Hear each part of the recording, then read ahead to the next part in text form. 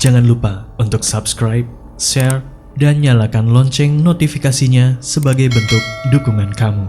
Do you see what I see?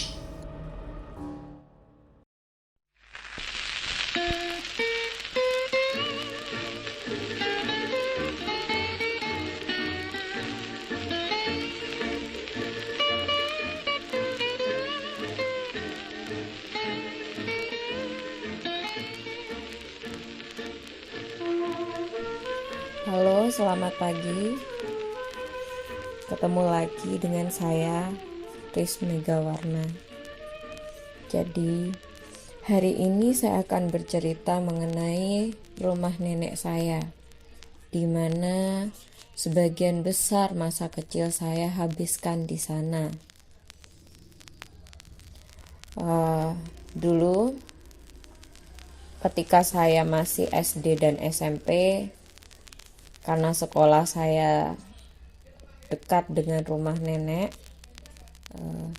jadi pada saat kecil itu saya sering bermain di sana. Rumah nenek ini sebenarnya memiliki tampilan yang spesial. Jadi rumah nenek saya ini adalah sebuah rumah yang sangat kuno dan peninggalan Belanda. Pada saat itu saya sering kali diceritakan oleh ibu saya mengenai rumah tersebut. Cuman akhir-akhir ini ketika saya ingin tahu lebih dalam tentang rumah tersebut, saya mulai mengerti rumah tersebut ini memiliki cerita yang unik. Jadi sebenarnya rumah itu adalah rumah peninggalan Belanda yang dibeli oleh buyut dari seorang Belanda yang pada saat itu sedang terburu-buru kembali ke negaranya.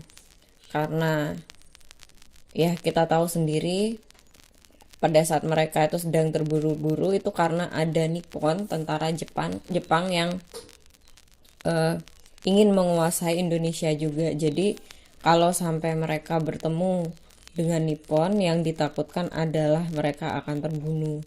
Nah, pada saat itu seisi rumah dan rumah yang sekarang ditinggali oleh nenek saya ini itu dibeli oleh buyut, termasuk sama isinya juga. Jadi kalau dilihat ini mulai dari lemari-lemarinya, bangunan-bangunannya yang serba detail itu adalah benar-benar peninggalan yang masih murni gitu loh dari Belanda.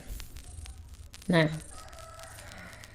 saya nggak ngerti cerita yang terjadi sama keluarga yang menjual rumah itu gitu loh. Maksudnya orang Belanda yang menjual rumah itu sampai suatu ketika tibalah ulang tahun nenek. Pada saat itu saya masih kelas 2 SMA, sekitar kelas 2 SMA. Dan nenek ini memiliki 4 orang anak, jadi yang 2 perempuan, yang 2 laki-laki. Dan dari 4 anak ini lahirlah 10 orang cucu gitu. Nah, pada saat itu setiap tanggal 18 September kami itu selalu merayakan ulang tahun nenek, yang mana biasanya para cucu membawakan hadiah gitu, kayak berkumpul di sana terus foto-foto atau bawain kayak semacam kue. Nah, seperti itu. Nah, yang terjadi di hari itu seperti itu juga, cuman saat itu semua keluarga itu yang dari jauh-jauh, jadi anak-anaknya ada yang dari Malang, ada yang dari Sidoarjo, ada yang dari Bangil, itu bisa kumpul semua. Jadi satu rumah itu akhirnya penuh. Nah, pada saat itu kita itu sepakatan kayak bawa tumpeng, dan cucu-cucunya itu membawakan kado.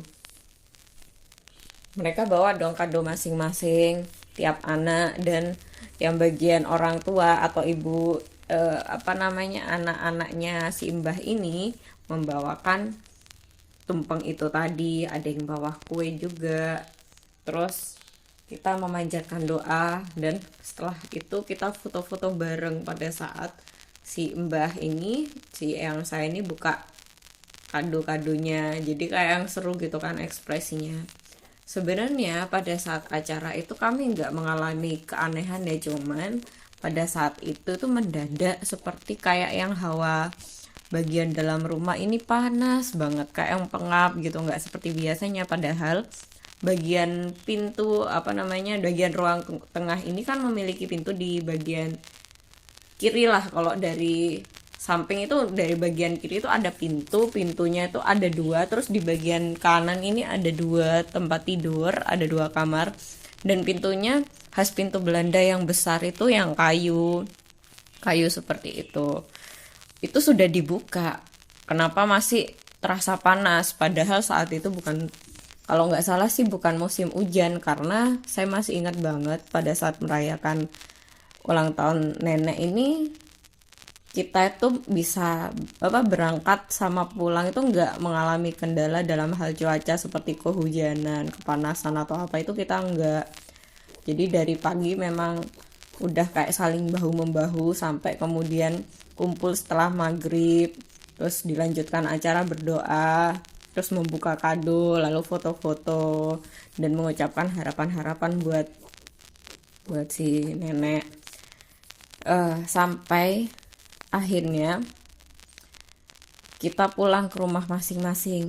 Jadi pada saat itu kita cuma ngerasa, kita semua ini sama-sama ngerasa kalau hawanya panas, udah gitu aja. Tapi pintu-pintu itu tetap dibuka.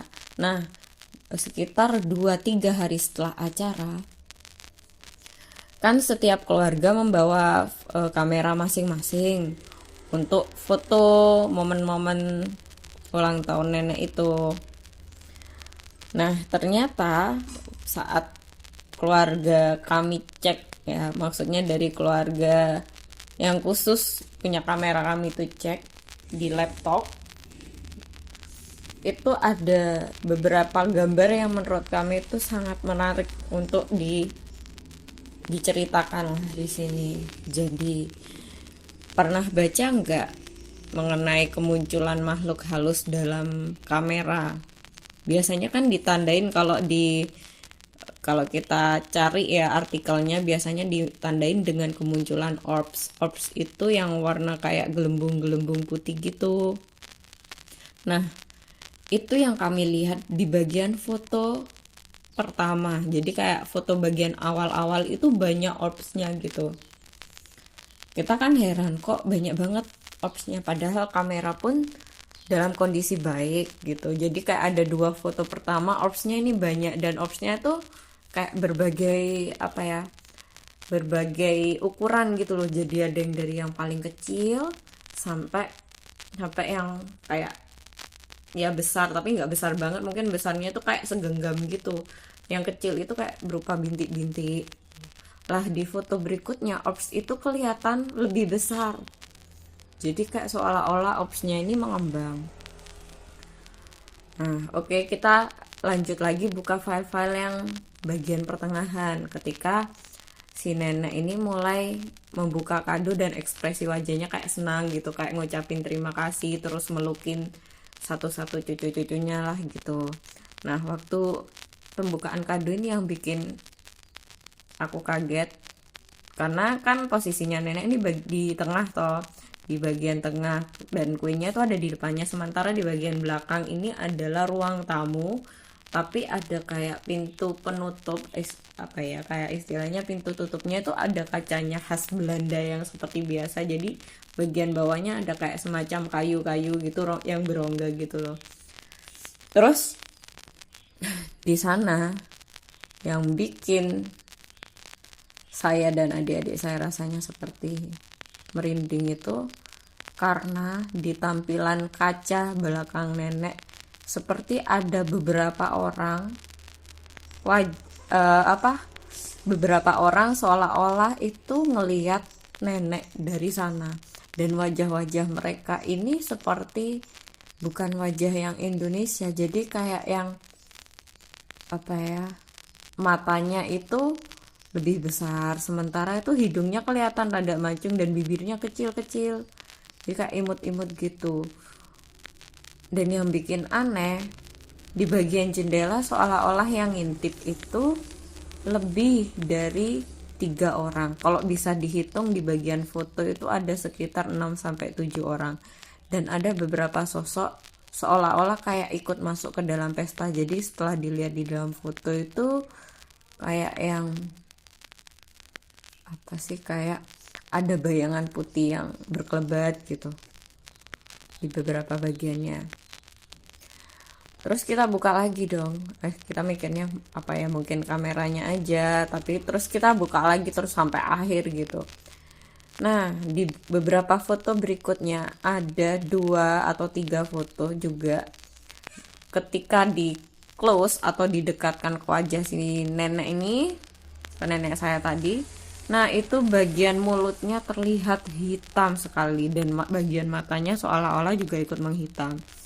Nah, di situ itu saya sama keluarga mulai kayak yang kok begini banget sih hasil fotonya, kok ngeri gitu. Apalagi ibu waktu itu kaget sampai bilangnya seperti ini, kok wajahnya Eyang seperti orang yang udah nggak ada ya, kenapa seperti ini wajahnya. Tapi di tampilan foto yang lain normal, di beberapa foto yang lain itu normal, cuman 2-3 foto ini di bagian bibirnya Eyang ini bisa kayak yang hitam banget, kayak orang itu habis makan apa ya. Kalau di situ Bondo ada sih buah namanya itu buah juwet. Jadi buah juwet itu bentuknya kan kayak anggur gitu, tapi rasanya kecut asam gitu, yang sampai kalau makan itu mending kayak harus dilewatin sama air juga, jadi biar rasa kecut atau pakaknya itu nggak tertinggal di mulut gitu. Nah, itu kayak yang habis makan itu. Padahal posisi saat ulang tahun itu saya ingat sekali kita kan kayak ngasih kejutan gitu. Nah, si mbak ini emang nggak sempet dandan sih. Cuman mulutnya mbahku, maksudnya eyangku itu tadi nggak sampai yang warna hitam itu, enggak, malah kayak mendekati hampir putih gitu loh, pucat. Putih-putih pink khas orang tua lah, yang apa namanya, wajahnya itu kalau enggak pakai make up kan kelihatan kerutannya atau apa, ini enggak gitu loh, yang bibirnya bisa sehitam itu, di bagian mata bisa kelihatan hitam dan kelihatan seperti kayak nggak ada ekspresinya waktu pas di foto itu. Padahal kita tahu sendiri pada saat acara Eyang ini kayak yang seneng banget, kayak yang aduh, ekspresinya itu seolah mengatakan aduh, kumpul semua cucu-cucu sama anakku di sini. Aku senang mereka datang, aku senang mereka ingat sama ulang tahunku. Seolah itu gitu, karena hampir setiap momennya itu kerasa banget yang itu ketawa, bilang makasih udah ngumpul, terus ngasih hadiah, nyium-nyiumin cucu-cucunya lah sambil melukin anak-anaknya juga, yang kayak udah seneng banget. Jadi kita heran aja dong kenapa hasil fotonya seperti ini gitu. Masa iya ada sosok lain yang bukan yang gantiin masuk ke dalam foto, itu kan hal yang aneh gitu. Setelah foto yang bibir dan bagian mata itu hitam, terus kita lihat dong foto yang lain, kayak ngecek apa namanya, istilahnya kita itu ada yang bagian mutuin sekitaran itulah. Jadi kan kita mutu berbagai orang dengan berbagai ekspresi juga di belakangnya kan, alias kayak ikut foto juga.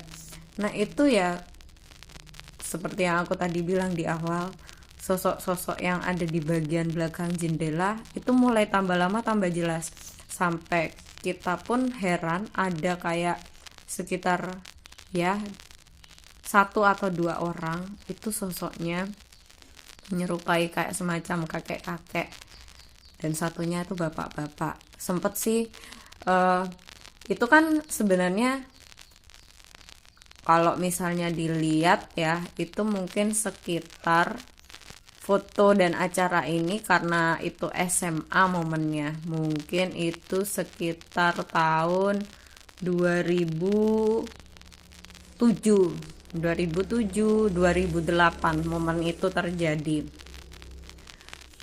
Nah, kemarin sempet sih kayak pulang ke rumah nanya sama mbah gitu. Sebenarnya kan sempet kayak yang mikir rumah ini dulu ini apa udah dimilikin sama buyut, soalnya kan buyut itu udah lama tinggal di situ, udah dari zaman Belanda ada, dan buyut itu menurut si Eyang, buyutku itu kerjaannya ngasih kayak semacam les-les keterampilan bagi noni-noni Belanda, bilangnya gitu sih. Nah kan aku tanya apa udah lama si buyut tinggal di sini, katanya sih udah gitu. Cuman waktu itu masih ada penasarannya, soalnya kan kalau pada zaman Belanda buyut udah tinggal di sana kan artinya kayak yang apa benar gitu. Soalnya mbah itu sampai sekarang ya kalau cerita lemari-lemari itu peninggalan Belanda bisa kebeli sebagian besar sama buyut. Jadi heran aja waktu itu mulai kapan rumah ini ditempati dan lain sebagainya, karena cerita di rumah ini tuh banyak banget. Soalnya eh, kadang itu aku ngerasa kayak setiap kali ke rumah Eyang sih kayak nggak pernah ngerasa sendirian gitu. Pernah kan ditinggal sendiri tuh takut berada di dalamnya kalau sampai sendirian kalau nggak ada Eyang gitu. Kadang ya berasa aja kayak ada orang lain di sana. Terus pada saat SMA itu waktu kita memberikan kejutan sama Eyang itu kan pada saat yang bersamaan Eyang itu kayak membuka kos-kosan gitu, karena posisinya rumah ini itu di depan sebuah SMA yang dimana di situ Bondo ini SMA tersebut menjadi SMA favorit gitu, kayak jujukan anak-anak yang pengen sekolah karena emang dianggap lebih maju lah gitu. Ada sih kayak SMA SMP favorit itu di depan rumah mbakku persis, dan pada saat itu kosan itu lagi rame-ramenya.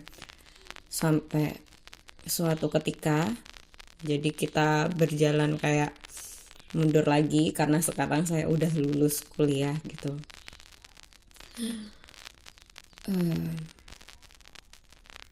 Yang ngekos ini waktu saat saya kuliah tiba-tiba aja berkurang jumlahnya, padahal mulai saya SD, SMP, SMA kosannya nenek ini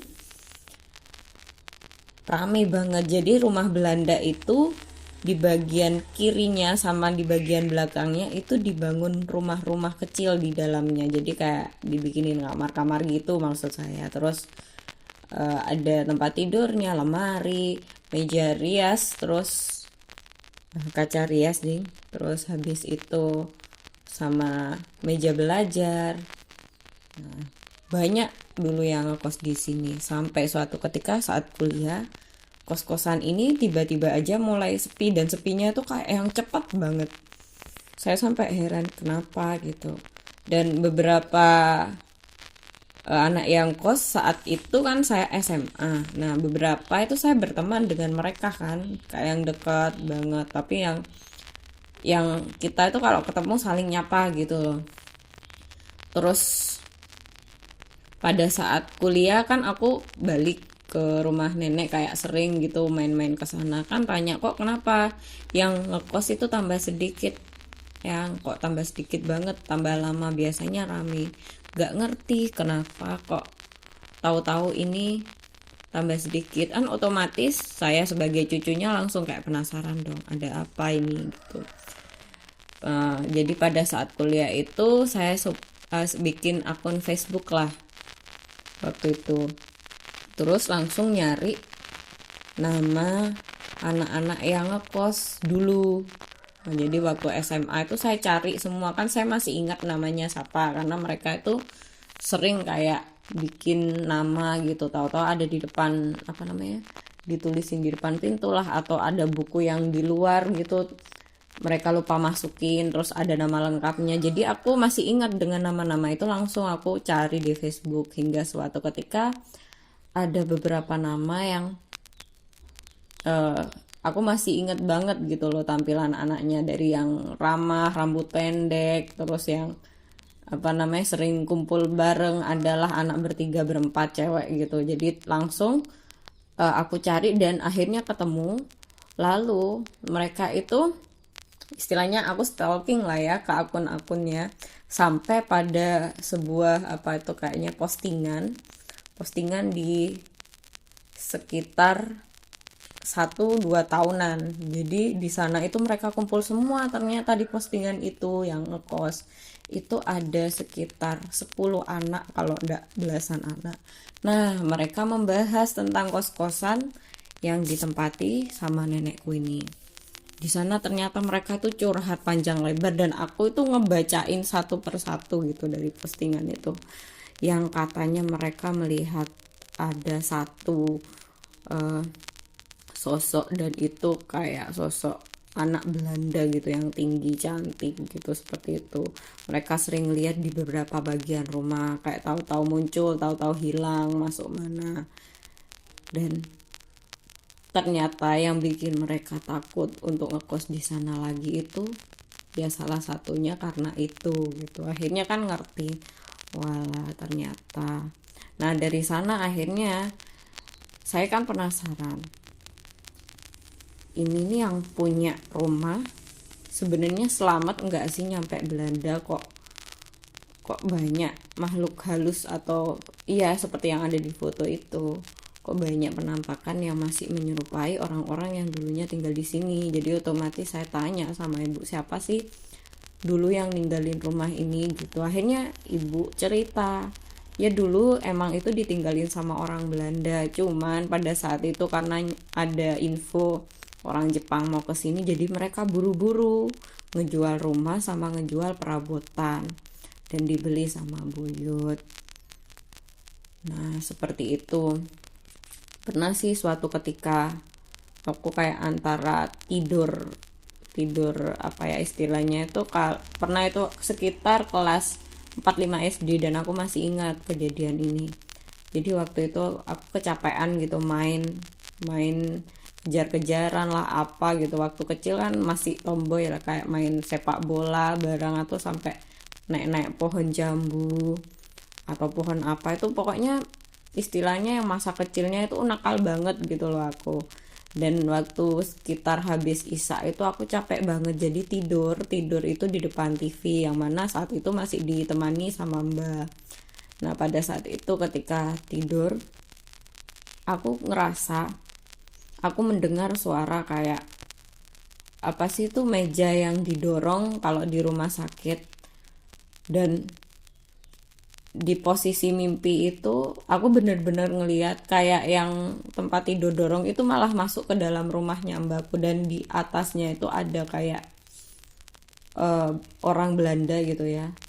Dia tuh masih nggak terlalu tua, nggak terlalu muda, kulitnya putih mancung gitu, dan wajahnya tuh bisa dibilang ganteng lah ya. Itu bagian lengan kiri sama kakinya tuh berdarah-darah semua, aku masih inget. Dan ada seorang yang kayaknya saudaranya gitu ngebopong dia. Lalu aku juga ngeliat banget itu, jadi kayak antara sadar dan gak sadar, ketindihan tapi mata masih buka gitu loh. Dan itu aku ngeliat saudaranya sama pihak si susternya itu kayak dorong masuk ke dalam rumah bagian belakang rumahnya mbakku. Kan dipikir-pikir itu kan rumah, bukan rumah sakit, kenapa ada tampilan seperti itu gitu loh yang muncul di mataku ya, seperti itu sih. Dari sana itu aku mulai pikir kayaknya sih yang punya rumah, kalau diingat-ingat dari itu semua, mungkin nggak selamat. Jadi jin korinnya yang menyerupai orang-orang Belanda itu terjebak di rumah, seperti itu sih. Nah, sekarang kosan di rumah nenekku ini udah tutup, udah nggak ada lagi satu anak pun yang kos, tapi nenekku tinggal di sana ditemani dengan beberapa anaknya, jadi nggak sepi gitu, karena memang lahannya itu luas banget, apalagi di bagian belakang banyak pohon-pohon yang gede-gede gitu yang melompong, nggak ada yang ngerawat. Dan Ya, sekarang aku ngelihat nenekku jauh lebih, istilahnya itu lebih nyantai daripada dulu gitu. Jadi kayak benar-benar menikmati hidupnya. Udah, itu aja sih pengalaman yang bisa aku ceritakan tentang rumah nenek ini. Semoga terhibur. Saya undur diri dulu, nanti kalau ada cerita lain akan saya ceritakan di sini lagi.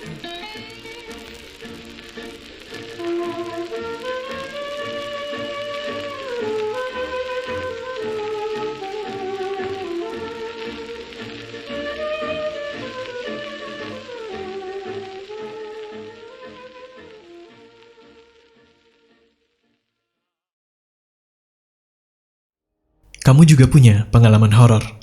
Kirim cerita kamu ke alamat berikut.